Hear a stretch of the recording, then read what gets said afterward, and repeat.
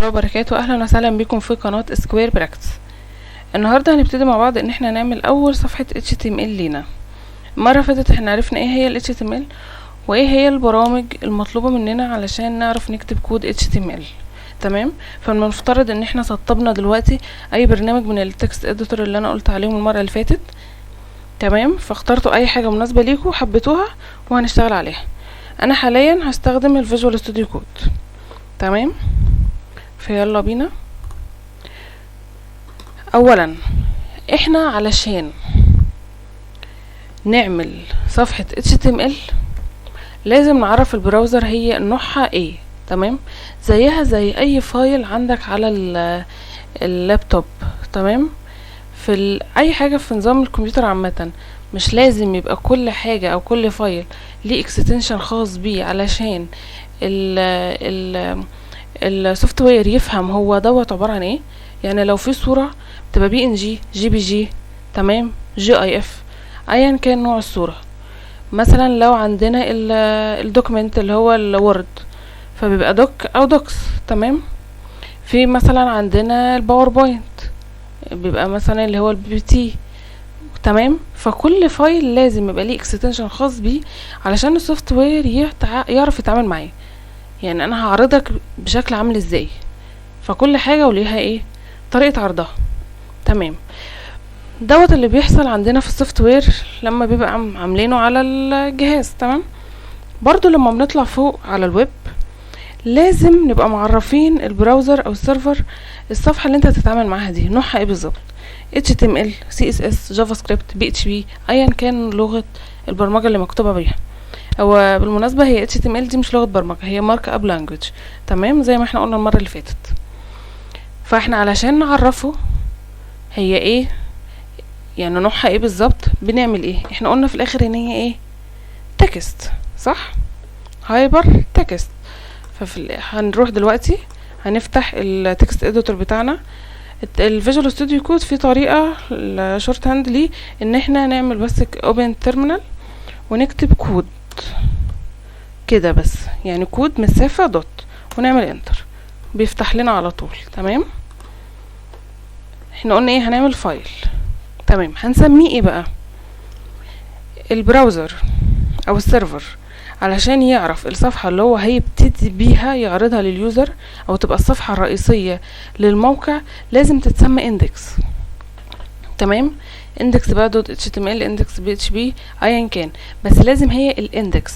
هو لما بيلاقي كلمة اندكس بيعرف ان دي الصفحة الرئيسية للموقع وبيبتدي بعرضها. تمام، فلما اليوزر يدخل يكتب مثلا حاجة معينة اسم الويب سايت فبيرجع له اللي هي صفحة الاندكس. تمام، فلو كانت اي صفحة تانية غير صفحة الاندكس فممكن تبقى صفحة كونتاكت، ممكن تبقى صفحة about us، ممكن جاليري، ممكن اي حاجة. تمام تاني يعني. تمام، registration login log out register سوري.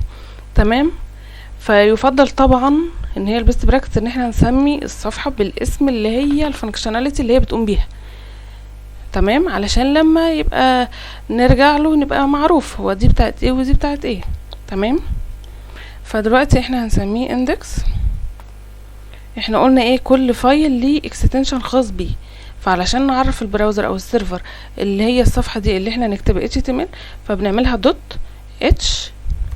HTML. تمام كده هو خلاص عرف ان هي ايه HTML. نعمل انتر. تمام كده فتح معانا الفايل. طيب احنا كده خلاص هي الكرييت احنا عملنا كرييت للفايل. طب هندخل نكتب جوه ايه هنكتب ايه جوه الفايل. لازم نعرفه ان احنا هنكتب HTML5 عشان في كذا فيرجن من HTML فلازم يبقى هو دوت HTML. فبنعمل دوك تايب HTML اللي هي بالطريقة دي. تمام كده هو عرف ان احنا هنكتب HTML5 فهيتعامل مع الصفحة ان هي اكواد HTML فيقدر ينفذها. وهننزل كده انتر. اوكي احنا هنكتب HTML فهنفتح كده التاج HTML. في عندنا ال HTML عامة بتتكون من open tag و close tag. تمام، جوه ال HTML الكلوزد بيبقى هو السلاش دي ده كده معناه ان هو close tag. تمام، جوه ال HTML هنعمل ايه هيبقى فيه الهيد بص تمام، برضو في الاوبن تاج والكلوز تاج. عرفت منين ان هو ده كلوز تاج؟ فيه اهو السلاش دي. تمام تمام. جوه الهيد ايه؟ هنكتب التايتل، تاج التايتل. تاج التايتل دوت اللي هو بيبقى فيه ايه؟ تعالوا كده ندخل، اللي هو الاسم اللي بيظهر في الموقع فوق. لو كتبت انا هنا google.com، شفتوا الاسم ده؟ هو ده التايتل بتاعنا. فيما بعد هنتعلم ان احنا ازاي نحط الصورة دي. تمام، فدي ده التايتل بتاعنا. تمام، فحطيناه، فاحنا هنسميه هنا ايا كان يعني.